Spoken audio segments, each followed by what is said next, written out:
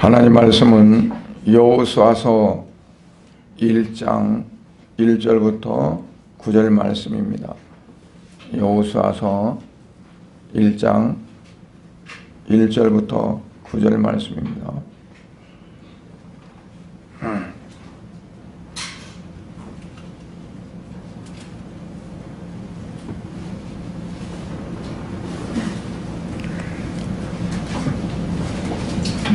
봉독은 7절부터 9절까지만 하겠습니다.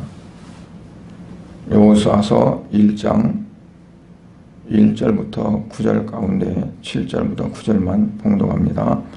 오직 강하고 극히 담대하여 나의 종 모세가 네게 명령한 그 율법을 다 지켜 행하고 우러나 좌로나 치우치지 말라. 그리하면 어디로 가든지 형통하리니 이 율법 책을 네 입에서 떠나지 말게 하며 주야로 그것을 묵상하여 그 안에 기록된 대로 다 지켜 행하라. 그리하면 네 길이 평탄하게 될 것이며 네가 형통하리라. 내가 네게 명령한 것이 아니냐.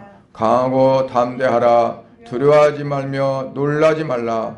네가 어디로 가든지 네 하나님 여호와가 너와 함께 하느니라 하시니라. 아멘. 전능하신 아버지 하나님 감사합니다.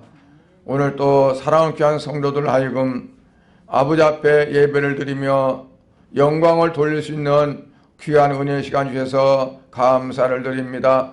부족한 종의 입술을 통해서 또한 하나님 말씀을 증거케 하시니 감사를 드립니다. 연약한 종입니다. 이 시간도 성령으로 붙들어 주셔서 오직 하나님이 이 시간 나타내고자 하신 말씀만 증거할 수 있도록 은총을 베풀어 주시옵소서.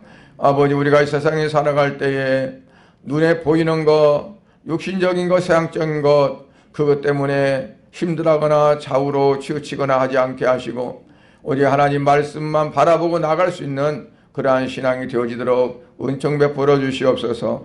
모든 걸 주께 부탁하오며 예수님 이름으로 기도드려옵나이다. 아멘. 이스라엘 백성들이 광야에서 40년 동안 아주 훈련을 많이 받았습니다.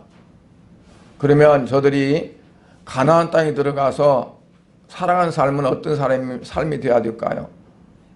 그냥 놀고 먹고 마시고 어떻게 하면 육체적으로 편하게 살까 하는 그런 안일한 삶으로 살아가도 되는 곳일까요? 아니면 어떤 곳일까요?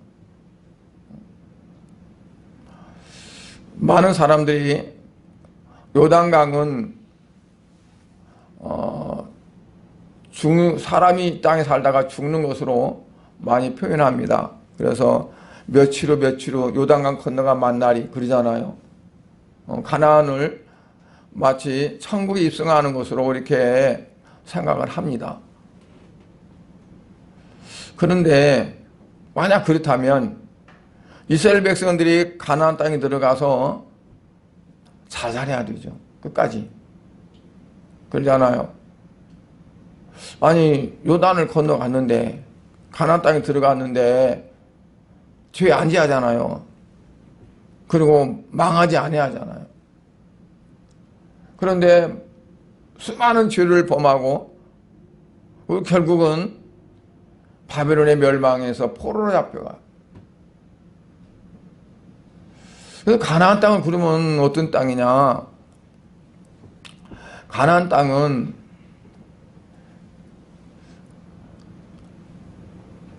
광야에서 훈련받은 것을 광야에서 하나님 주신 말씀, 그 말씀 율법을 가나안 땅에 들어가서 지키면서 자기들이 삶 속에서 그 말씀이 이루어져야 되고 그리고 그들이 그 말씀대로 살아감으로 인해서 그의 삶이 변화되어져서 그 우상으로 섬겼던 가나안 족속, 7족속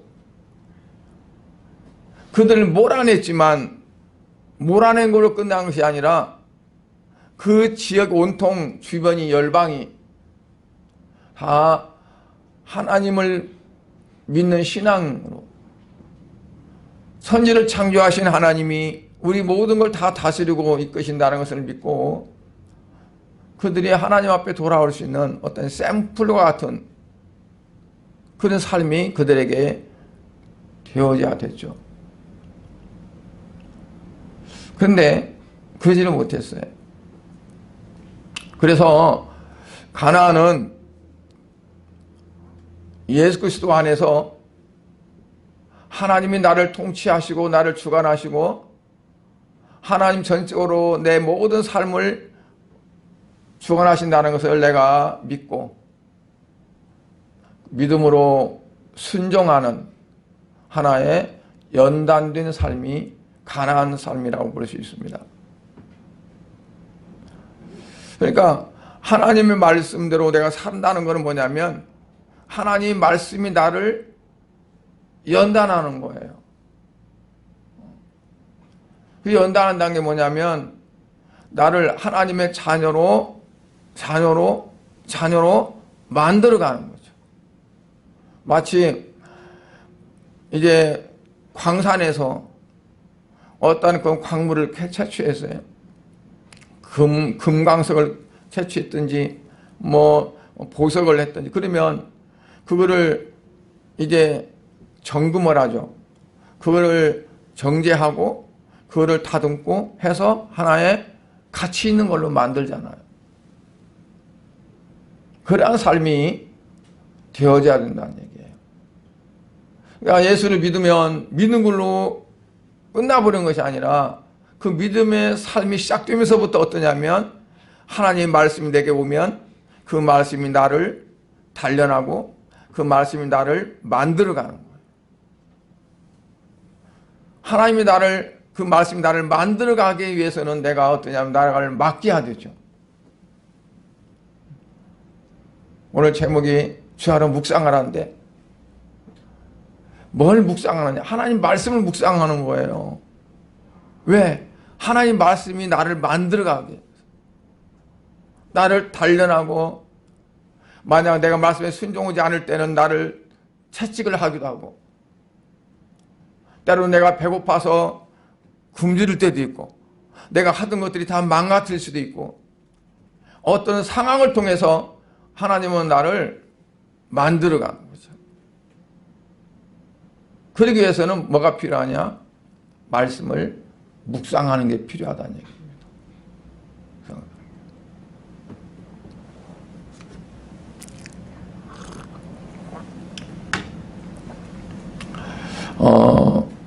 오늘 말씀을 보면 강하고 담대하라, 강하고 담대라 하는 그런 말씀이 많이 나와요. 여호수아는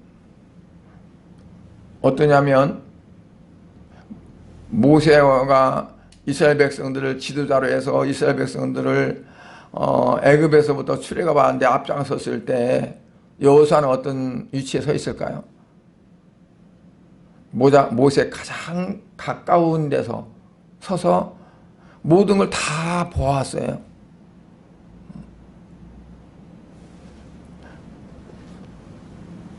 이스라엘 백성들이 조금만 힘들면 모세 원망하고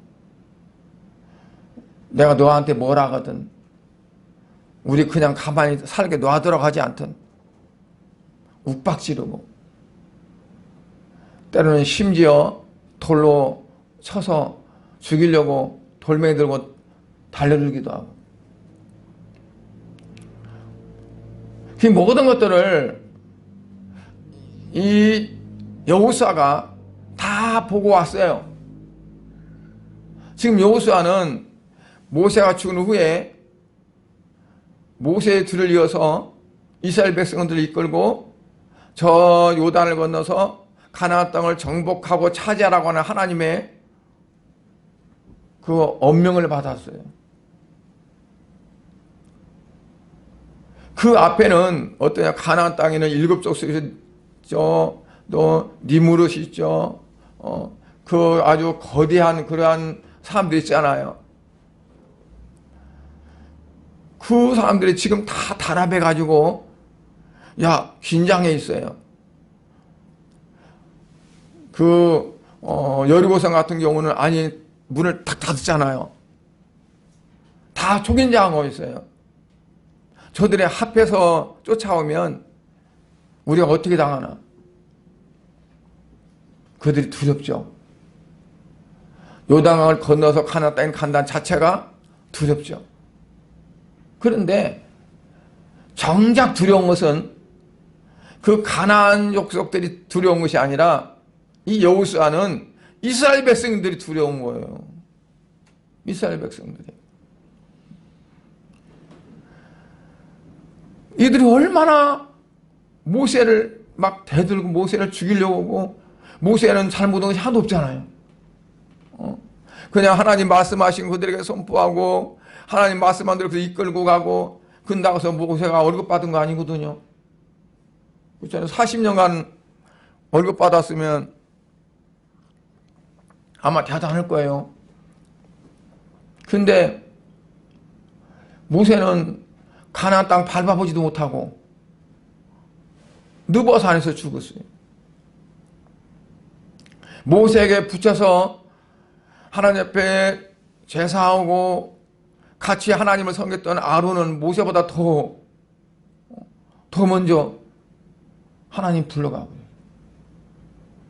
모세는 그 느바산에서 저 멀리 가나안 땅을 바라보라 하면서 너희가 이리저리 다 봐라. 그러나 너는 그 땅에 들어가지 못한다. 그리고 여호수아를 대신 세웠단 말이에요. 여호수아가 하나님께서 너는 이 백성을 거느리고 네가 모세를 대신 가라. 내가 너와 함께하리라 하면서 하지만 이 여호수아의 마음은 뭐냐면 저 인간들 좋을 때는 막 좋아하고 하다가 조금만 뭐가 안 좋으면 막 대들고 죽이려고 하는 저 인간들, 내가 저들을 어떻게 감당할까?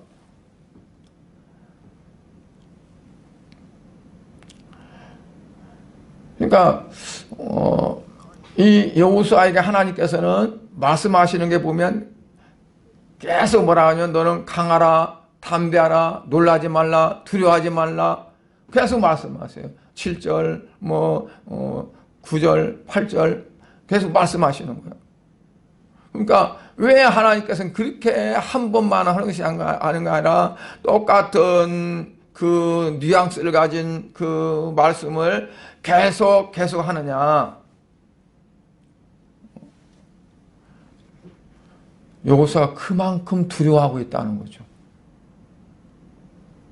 자기가 해야 될 그 일이 너무나 감당하기 힘들다는 거예요.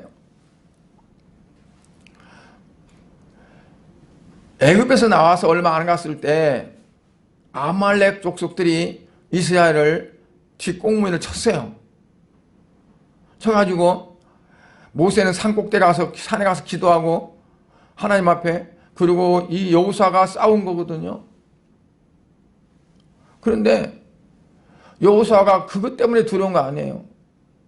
하나님이 이기게 하시니까, 승리하게 하시니까. 그런데 그 이방인들이 두려운 것이 아니라 하나님의 택한 백성들이 어찌 보면 더 힘들게 하고 두렵기 때문에 그래요. 그래서 먼저 아말렉 족속과 싸우면요 필연적인 겁니다. 이스라엘 백성들이 애굽을 떠나서 가는 데 있어서 필연적인 거예요. 뭐냐면 아말렉은 우리의 육체적인 기질과 같아요. 내가 예수를 믿고 하나님을 향해 나아가는 신앙생활 가운데 가다 보면 때 아니게 여기저기서 막 올라와요. 올라와서 나로 하여금 제대로 가지 못하도록 계속 방해하고 내 육체를 괴롭히는 거죠. 그래서 사도 바울은 날마다 자기를 쳐서 복종시킨다고 했어요. 그 말은 날마다 자기를 쳐서 죽인다는 거거든요. 그 자기를 쳐서, 육체를 쳐서 죽이는 그 육체가 뭐냐면 아말렉이에요. 아말렉. 그것도 훈련이에요. 그러니까 이스라엘 백성들은 광야에서만 훈련이 아니라 가나안 땅에 들어가서도 훈련이에요. 그들이 하나님 말씀을 붙들고 묵상하면서 그 말씀이 자기들을 연단하고 자기들을 만들어 가도록 그렇게 해야 됐어요. 그래서 신명기 6장에 보면 하나님 모세를 통해 이스라엘 백성들이 계속 말씀을 강론하고 자녀들에게 가르치라. 집에 앉아있든지 길을 행하든지 누워있었든지 일어서든지 손목에 귀로 삼고 이마에 붙이고 집 안에 벽에 말씀을 붙이고 그 말씀을 보고 활용하는 거죠. 그러니까 내가 살아가는 삶이 하나님 말씀과 맞나 안 맞나, 내가 지금 살아가는 생활이 하나님 뜻에 맞나 안 맞나, 계속 그거를 보면서 견뎌가면서 살아가는 게 바로 뭐냐면 연단되는 거예요. 연단되는 거.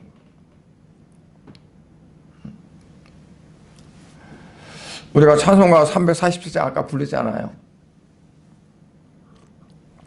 후렴이 뭐죠? 후렴. 여호수아 본받아 앞으로 가세. 여호수아 본받아 앞으로 나가자. 참 이렇게 마음에 와 닿는 그러한 말씀이죠. 그런데 그 여호수아는 어떤 여호수아냐? 강하고 담대한 여호수아인가? 그는 정말 아무것도 두려워하지 않고 걱정하지 않고 그냥 부르도자인가? 부르도자.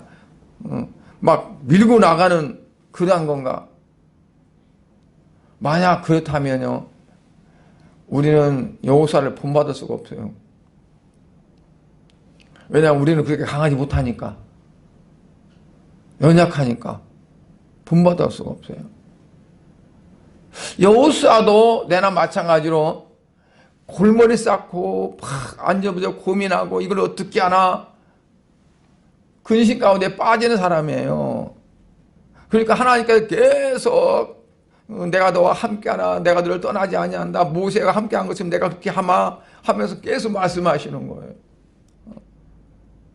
그런 여호수아를 하나님께서 이스라엘의 지도자로, 이스라엘의 군대 장관으로, 그 통치자로 세우셨어요. 강해서 담대해서 그게 아니야. 단 하나님 말씀을, 하나님 약속을 믿기에. 12명 정탐꾼 중에서 갈렙과 그 여호수아는 어땠어요? 가나안 땅을 40일간 정탐하고 그의 눈에 보는 것들은 일반이죠. 눈으로 보이는 건 다 똑같잖아요. 다른 10명과. 그런데 그걸 받아들이는 자세가 다른 거예요. 왜 다르냐? 믿음이 있으니까. 하나님 말씀에 대한 약속에 대한 믿음이 있으니까. 하나님 분명히 우리에게 주셨다. 그 눈으로 보니까 다른 거예요. 다른 사람들은 무서워서 두려워서 우리는 들어가면 우리는 죽는다, 우리는 메뚜기떼에 불과하다 하지만 이 갈렙과 여호수아 눈에는 어떻게 보여요? 에이, 저것들 우리 밥이네, 우리가 가서 먹으면 되는 거네, 하나님 우리에게 주셨어, 우리가 그냥 가지면 되는 거네, 그렇게 본 거예요. 그러니까 하나님께서 이 여호수아를 이스라엘 백성의 지도자에 세우시고 그들에게 너 마음 강하면 돼, 담대하면 돼, 내가 너와 함께 할 거야 하면서 계속 그렇게 말씀하시는 거죠. 우리가 나를 강하게 하고 나를 막 무섭게 하고 막 그럴 필요는 없어요. 그냥 하나님 말씀하신 거를 그대로 100% 믿기만 하면 돼요. 받아들이면 돼요.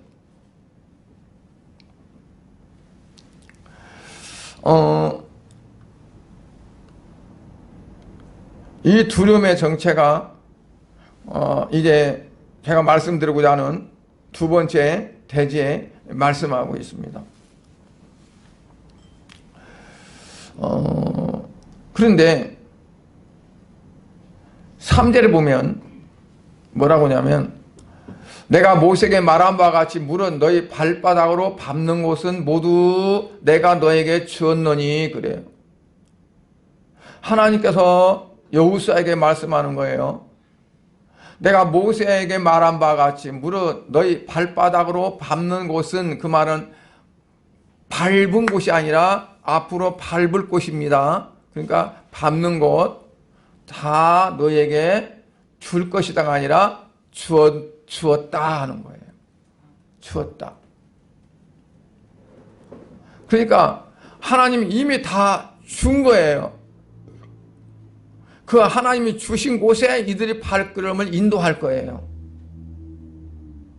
광야에 40년 동안 자기 마음대로 가지 않고 하나님께서 구름 기둥 불 기둥으로 인도하신 곳을 따라서 왔던 것처럼 우리가 어느 성을 갈까, 어느 곳을 우리가 점령할까, 그게 아니라 하나님께서 이미 약속하신 곳을 그들에게 주어서 그들에게 가게 하실 거라는 얘기예요. 우리가 2021년도 이제 새해를 맞아서 1월 달에 닿는데 오늘 이제 마지막이죠. 앞으로도 11달이 남았는데 그 11달 동안에 이 코로나가 어떻게 될까? 우리가 어떻게 살아갈까? 어떻게 해야 될까? 아는 게 없지만 우리는 어때요? 담대하고 두려울 것이 없이 하는데, 왜냐하면 하나님께서 나를 이끌어 가시니까, 하나님이 내 모든 삶을 이끌어 가실 거니까 우리가 두려워할 필요가 없는 거죠. 우리에게도 이렇게 말씀하시는 거예요. 모세에게 말한 것처럼, 여호수아에게 말한 것처럼 무릇 너희가 밟는 발바닥으로 밟는 곳을 다 너에게 주었다. 그 말씀을 믿고 나아가면 여호수아에게 하나님이 함께 하시고 하나님이 이루시는 것처럼 저와 여러분에게도 이루실 줄로 믿습니다. 그게 바로 복음이에요. 하나님 말씀을 붙들고 가는데 그게 그냥 허사가 아니라 그대로 이루어지는 거죠. 그러면 가나안 땅이 어떤 땅이게 하나님이 미리 다 줬어요?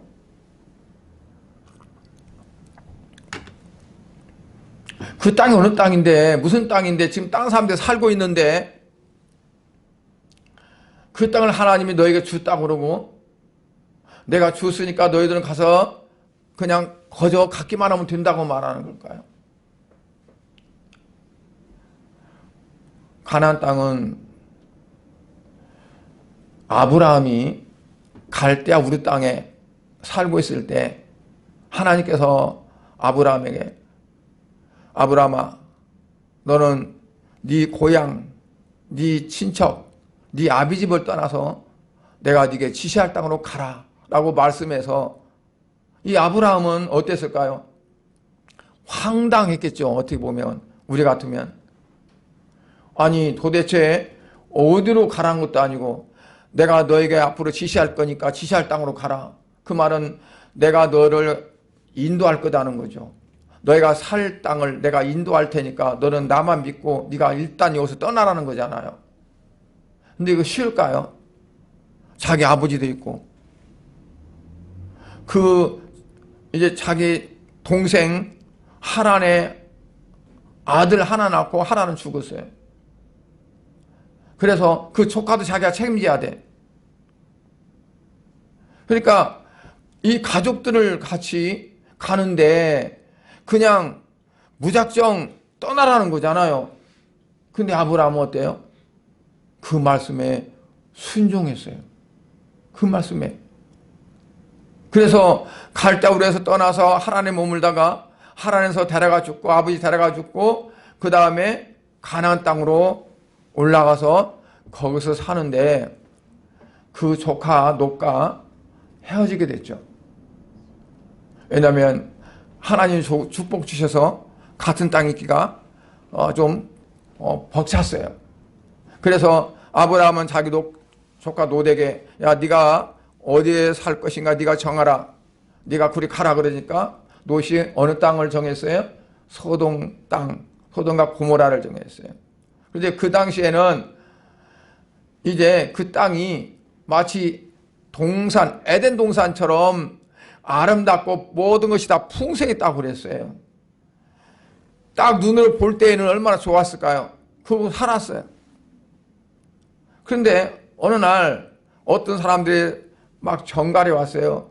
아브라함한테 와서 말을 하는데, 저기 엘라망 그돌라 그돌라멜이죠. 연합군이 이 소돔에 쳐들어가지고 소돔의 사람들을 데려갔는데 당신의 조카 가족들 다 잡아갔고 집에 있는 거 다 뺏어갔다 하는 말을 들었어요. 그래서 이 아브라함이 자기 집에서 이제 병사를 훈련시켜서 사병이죠. 길렀는데 318명을 데리고 가가지고 급습을 해서 그들을 치고 그리고 다 뺏어왔어요. 조카 놋을 그 아내와 그 조카 그러면은 어떠냐 손주가 되는가요? 그 놋의 딸들이 다 구해왔어요. 구해와지 왔는데 저녁에 이 아브라함이 두려운 거예요. 왜 두려우냐면 분명히 내가 가서 그렇게 다 쳐버리고 그를 가져왔으니 이 남은 사람들이 가만히 있을 리가 없다. 분명히 보복하러 올 것이다. 그럼 내가 어떡하나? 그들 어떻게 당하나? 그들이 다 그 남은 지역과 다른 사람들과 연합해가지고 나를 치러 올 텐데 어떻게 하지? 그런데 그가 그렇게 생각하다가 더 걱정되는 게 뭐냐면 아들이 없는 거예요. 아들이 없는 거. 나는 죽는다고 하지. 그러면 그냥 끝나는 거잖아. 난 아들도 없는데. 결혼했지만 아들도 못 낳았는데. 그래서 아들이 없으니까 이것 때문에 그냥 더 마음이 상심이 큰 거죠. 근데 그때 하나님이 아브라함을 찾아오셨어요. 아브라함을 찾아왔어요. 근데 아브라함이 하나님 앞에 이제 걱정하고 있으니까 하나님께서 그를 위로를 하죠. 근데 아브라함의 그 위로가 받아들여집니까? 그냥 나는 아들도 없습니다. 나는 아들도 없어서 내 될 이을 사람은 우리 집에서 기른 엘리에셀밖에 없습니다. 자기 집에서 기른 이렇게 어렸을 때부터 이렇게 했었나 봐요. 그러니까 길렀다고죠. 그런데 그가 내 상속을 받을 자가 유업을 받을 자가 될 겁니다. 그러니까 하나님 하시는 말씀이 아니라 내가 너에게 자손을 주는데 얼마나 많이 줄 건지 내가 확인시키지 하고 데려가가지고 밤하늘의 별을 보여주면서 저 별을 네가 세봐라. 네가 별을 셀 수 없을진데 그만큼 내가 네에게 자녀를 주겠다고 그랬어요. 근데 희한하게 아브라함이 그 말씀을 받아들였다, 믿었다고 그랬어요. 얼마나 지금 절박했을까요? 절박한 그 순간에 하나님께서 너에게 이와 같이 자손을 많이 주겠다니까 그거를 믿었어요. 그게 복이 되는 거예요. 여러분, 우리 어떻게 보면 황당할 수도 있지만 하나님께서 우리에게 어떤 말씀을 주시면 그냥 그걸 거르지 말고 그대로 믿어야 돼요. 그걸 하나님이 아브라함의 그 믿음을 의로 여겼다고 그랬어요. 와, 너 정말 좋다, 대단하다.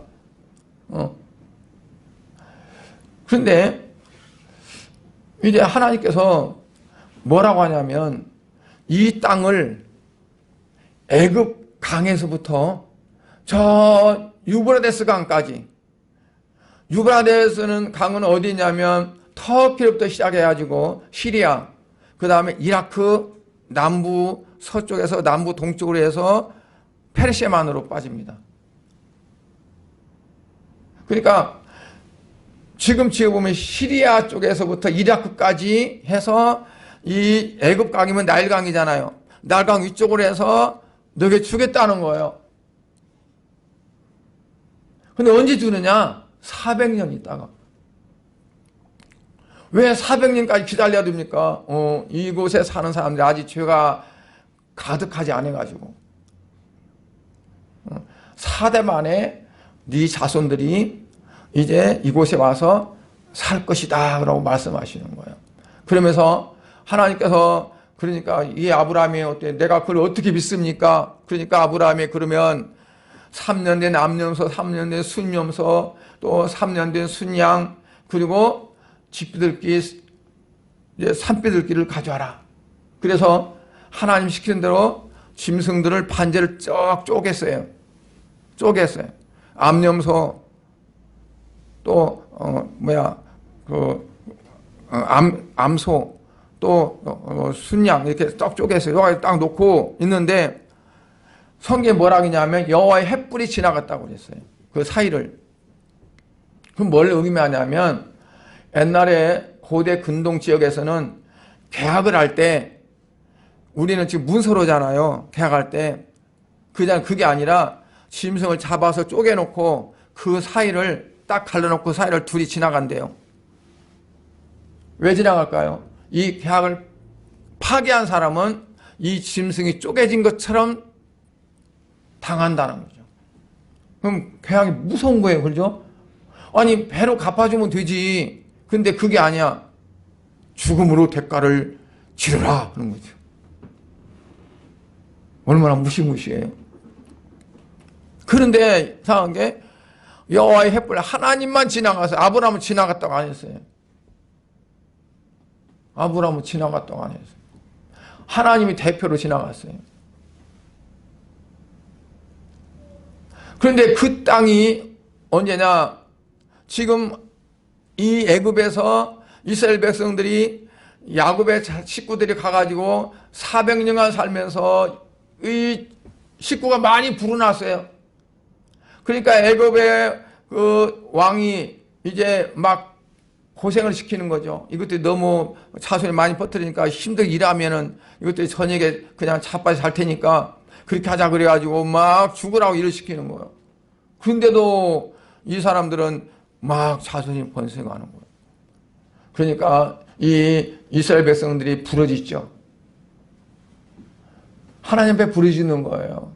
근데 하나님이 그 부르짖음을 들었다고 그랬어요. 그리고 모세를 시켜서 이스라엘 백성들을 이끌어내는데 표면적으로는 하나님께서 그들이 부르짖기 때문에 한 거지만 그 안에는 뭐가 있습니까? 아브라함에게 약속한 때가 찼다는 얘기예요.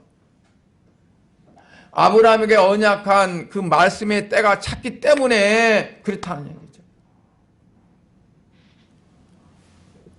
그래서 하나님의 말씀이 이르기 위해서 그 말씀의 때가 찰 때까지는 어떠냐면 연단이 따릅니다. 연단이. 그래서 말씀이 나를 연단하는 거예요.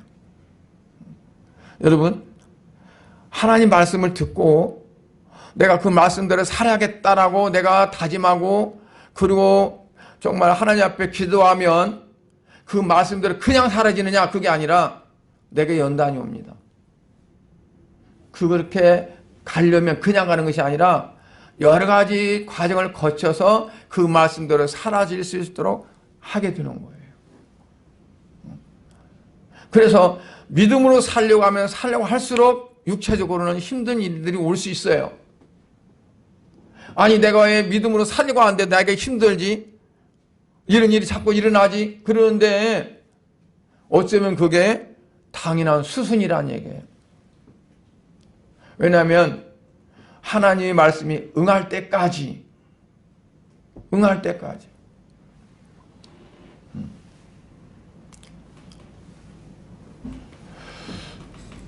아브라함은 약속을 받고 아무리 기다렸지만 아들이 없는 거예요. 그래서 이거 안 되겠는데. 그래서 자기 아내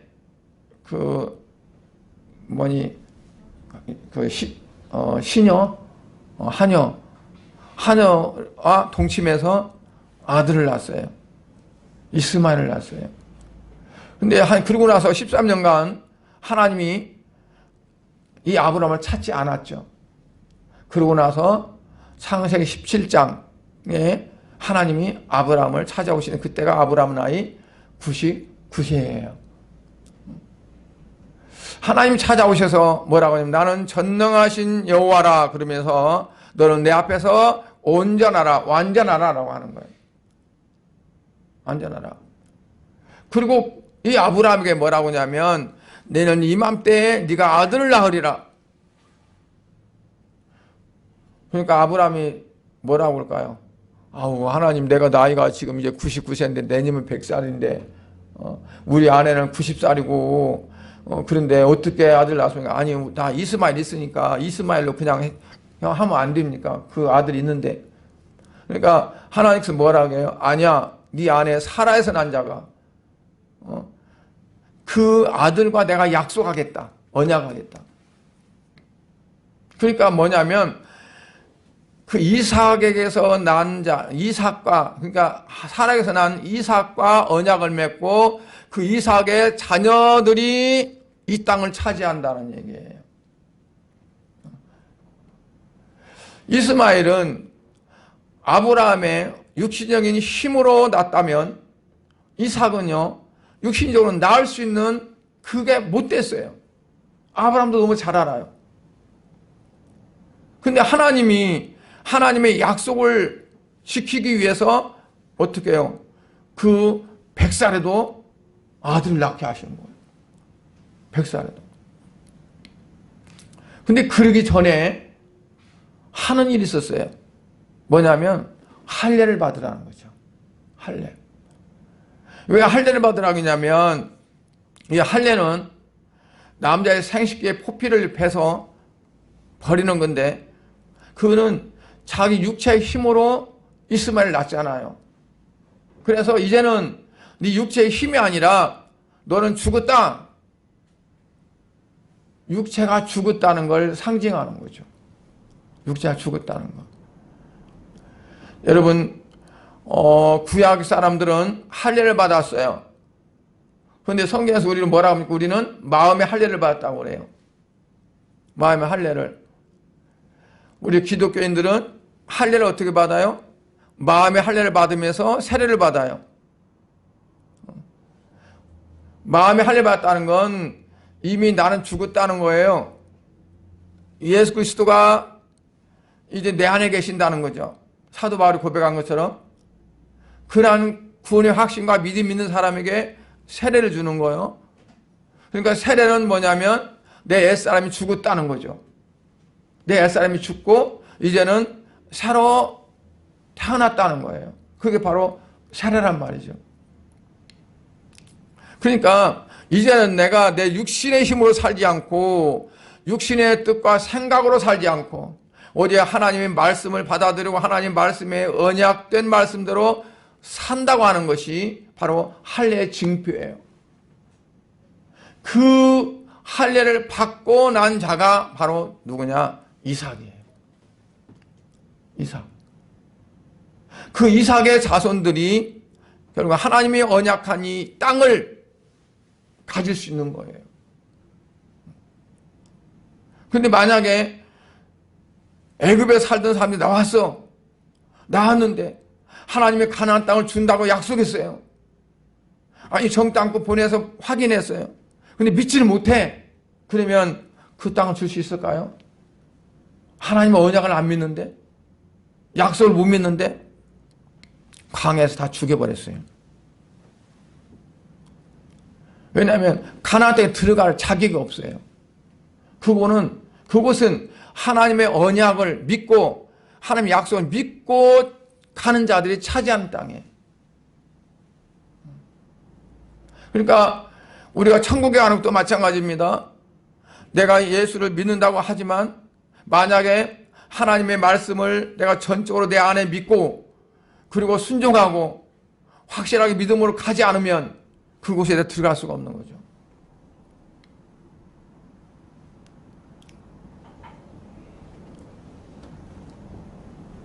그래서 여호수아 1장 7절에 보면 오직 강하고 그게 담대하여 나의 종 모세가 내게 명령한 율법을 다 지켜 행하고 우러나 좌우나 치우치지 말라. 그리하면 어디로 가든지 어떻게 형통하리라 그랬어요. 형통하리라. 그러니까 가나안 땅에 들어가는 건 다른 전략도 필요 없다. 어떻게? 그 율법을 다 지켜 행하고 자라나 우러나 치우치지 말라. 말씀에 대한 믿음을 가지고 가라는 얘기예요. 그래서 형통은 뭐냐면 내 믿음과 그리고 순종을 통해서 하나님의 뜻과 계획이 이루어지는 겁니다. 이루어지는 거. 요셉이 얼마나 많은 고통을 당했어요. 여러분 창세기에는 꽤 심한 말 안 나왔어요. 그런데 시편 105편 18절부터 19절에 보면 그 쇠사슬로 착고에 매고 손도 착고에 발도 착고에 매있다고 그랬어요. 시편에. 그 고통을 당했는데 어떠냐면 언제까지? 19절에 보니까 시편 105편 19절에 보면 여호와의 말씀이 응할 때까지라 그 말씀이 그를 단련하였도다 그랬어요. 여호와의 말씀이 응할 때까지 그는 그 같은 고통과 환난을 당했다는 얘기예요. 그래서 하나님의 말씀이 하나님께서 400년 전에 이제 내 백성들을 이루어서 이 백성들 이 땅을 차지하게 할 것이라는 말씀을 이루기 위해서 그 말씀이 응할 때까지 응하려면 어떻게 될까요? 이 요셉이 총리 대신이 돼야 되지. 그래가지고 이제 이스라엘 백성들이 야곱의 자손들이 그 땅에 들어와 살아야 하잖아요. 거기서 번창해야 하잖아. 그게 응해지는 거예요. 하나님 말씀 응할 때까지는 그 말씀이 나를 단련하고 연단한다는 얘기예요. 그런데 그 말씀이 단련하고 연단함을 통해서 뭐가 이루어지느냐? 하나님 말씀이 성취되는 거예요. 그게 바로 형통이라는 거죠. 우리는 보통 형통하다 그러면 만사형통, 그 형통은 나오면 그냥 아무 어려움 없이 그냥 뭐든지 마음만 먹으면 착착 잘 되는 걸 형통이라고 생각할 수 있죠. 그런데 내 어떤 삶을 통해서 내 어떤 것을 통해서 내 그런 믿음과 순종을 통해서 하나님 말씀이 응해지는 거, 그게 바로 형통이라는 거죠. 형통. 그러면 그 말씀이 응하기 위해서는 어떻게 될까요? 오늘 8절에 보니까 이 율법책을 네 입에서 떠나지 말게 하며 주야로 그것을 묵상하여 그 안에 기록된 대로 다 지켜 행하라. 그리하면 네 길이 평탄히 늘 것이며 네가 형통하리라. 형통하기 위해서는 세상적인 형통 같으면 그렇게 할 필요도 없겠지. 그러나 하나님이 나를 통해서 나의 어떤 통해서 이루어지기 때문에 내가 주의 말씀을 묵상하는데 주야로 묵상하고 내 그 말씀을 다 지켜 행하고 그리고 그렇게 되면 길이 평탄이 되어지고 그리고 형통이 된다 하는 거죠. 그리고 우리가 중요한 게 뭐냐면 주의 말씀을 주야로 묵상하는 거예요. 묵상하는 거. 근데 묵상은 두 가지가 있다고 봐요. 첫째는 마치 목마른 사슴이 시냇물을 찾기에 갈급하듯이 아니면 드시는 분들이 배가 고파서 굶주려서 먹이를 찾기 위해서 막 눈에 불 켜고 그거를 찾아 헤매듯이 우리의 어떤 험한 세상에 우리 몸이 부딪힐 때 그때마다 우리가 하나님의 인도하심과 그리고 하나님의 말씀에 목말라하고 그 격렬한 갈증을 통해서 하나님 말씀을 그냥 막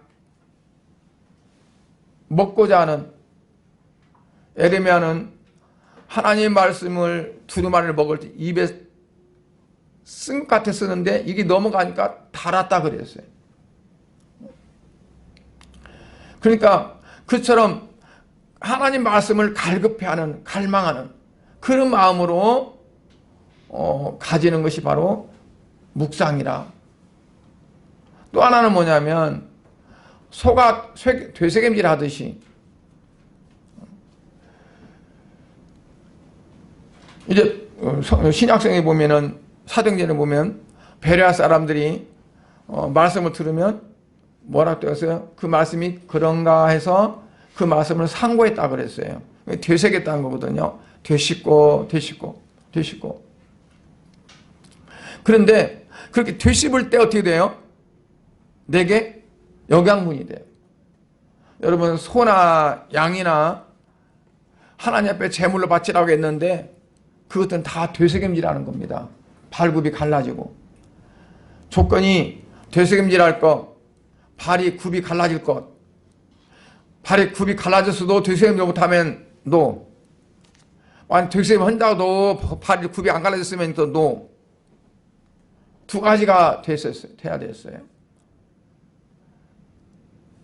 그래서 이 소가 위가요. 처음에 위가 막 먹으면 이게 배가 불러요. 배가 부른데 이거를 다시 욱 올려가지고 입에서 막 다시 씹어요. 씹어가지고 또 삼키면 두 번째 위로 들어가요. 다시 또 이거를 또 올려서 또 씹어요. 잘게. 그리고 세 번째 위로 들어가요. 그렇게 거쳐서 그게 내 자양분이 되는 거예요. 그러니까 내가 되씹지 않으면 내게 영양분이 안 돼요. 내 것이 안 돼요. 내 것이 되는 걸 가르쳐서 육화라 그래요. 내 완전히 내 어떤 것들이 되어버렸다. 그렇게 이 말씀이 내게 되새겨서 이것이 내 것이 돼가지고 이제 이 말씀을 힘입어서 무릎으로 죄악과 싸워서 이기고 그 피 흘리기까지 싸우는 히브리서 12장 4절에 있는 말씀처럼 너희가 죄악을 대항해서 피 흘리기까지 대항하지 않았지 않느냐. 그러니까 하나님 말씀을 묵상하고 그 말씀이 내게 체질화되어져서 내 몸에 완전히 배어져서 그리고 그 말씀이 이제 나로 하여금 이제 죄악과 대항하게 되어지고 피 흘리기까지 싸우는 것이 되어지고 또한 그게 내 몸에서 이제 완전히 육체적인 어떤 아말렉 같은 존재들이 녹아내려지고 내 세포 깊숙이 내가 얼마나 그 말씀이 실천되어지고 그 말씀이 얼마나 내가 말씀 앞에 내가 순종하고 있는지 내가 깊이 생각하는 것이 묵상이라는 거죠. 그냥 우리가 보통 큐티 한다고 하잖아요. 큐티 어떻게 합니까? 말씀 이렇게 묵상하면서 하는 거죠. 그런데 정말 이 말씀을 계속 하면서 깊이 들어가는 거예요. 들어가가지고 나를 점검하는 거죠. 내가 하나님 말씀 앞에 부끄러움이 없는가? 내가 하나님 말씀 앞에 어떻게 살고 있는가? 하면서 자기를 내 거슬리는 것들을 어떻게 그를 내가 대항해서 피 흘리기까지 싸워서 그를 정복하고 이기는 거죠. 제가 생각할 때 사도 바울이 날마다 자기를 쳐서 복종시킨다는 그 자체가 그런 것 같아요. 말씀을 묵상하면서 하나님 앞에 기도하면서 계속 자기에게서 마치 독버섯처럼 올라오는 것들을 쓴뿌리들을 쳐서내고 쳐내고 하면서 그렇게 그가 자기를 이긴 거죠. 자기를 이겼기 때문에 넘어지지 않고 승리할 수 있었다고 봐요. 그러니까 우리가 말씀을 묵상하면서 나를 단련시키지 못하면 결코 나를 이기고 나를 극복할 수가 없다고 봐요. 그냥 자기의 감정 속에 자기의 생활 환경 속에 자기가 어떤 것에 그냥 내가 녹아내리는 거지. 하나님 말씀으로 내가 녹아내려야지.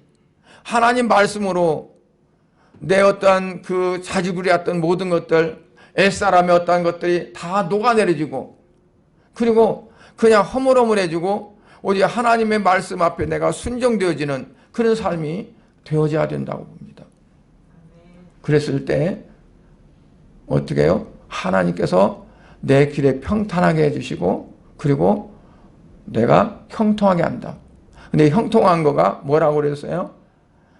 내가 계획했던 것이 잘 되는 것이 아니라 하나님의 계획하심이 나를 통해서 이루어지는 거가 형통이라는 거죠. 그래서 어떤 사람은 뭐 물통, 뭐 인통 뭐 하면서 막 형통 그러는데 성경적으로 볼 때는 그게 아니에요. 나라는 이 연약한 존재를 통해서 조금만 어떤 일이 있어도 가슴이 두근거리고 정말 주저앉고 싶고 막 그렇게 연약한 나를 통해서 하나님께서 하시는 거예요. 오늘 새벽에 읽는 말씀 보니까 하나님께서 다윗을 세워서 다윗에게 막 하나님이 축복하니까 다윗이 그래요.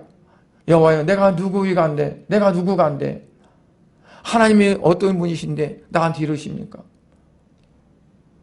너무 감당할 수 없는 어떤 것들이 저기니까 하나님 보는 거예요. 여호와가 누구시고 내가 누구가 안 돼?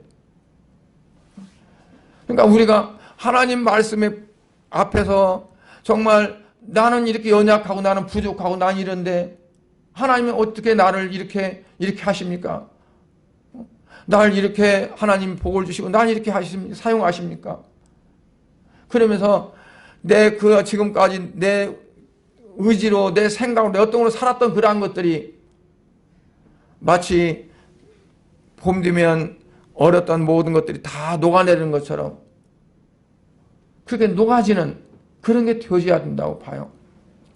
그래서 나를 통해서 하나님이 이루고자 하신 뜻이 하나님이 다윗에게 너는 평안히 네 조상에게로 가고 장사되어지고 그리고 내가 너희 집에 복을 주리라. 하나님께서 그와 같이 하시는 그러한 일들이 여러분의 가정 속에 여러분의 삶 속에 있어지기를 주의 이름으로 간절히 축복합니다. 기도하시겠습니다. 하나님 아버지 주님의 은혜를 감사드립니다. 하나님께서는 하나님의 언약을 두고 일하시고 역사를 나타내신 줄 믿습니다. 아버지 하나님, 우리는 그러기에 하나님 말씀을 우리가 믿고 그대로 순종하는 삶이 되어야 되겠고 내가 생각할 때는 아닌 것 같을지라도 세상적인 이치와 세상적인 어떤 걸로 보면 전혀 아닌 것 같을지라도 하나님 말씀하시면 그 말씀 100% 믿고 우리가 받아들이고 순종해 나가는 삶이 되어지기를 원합니다.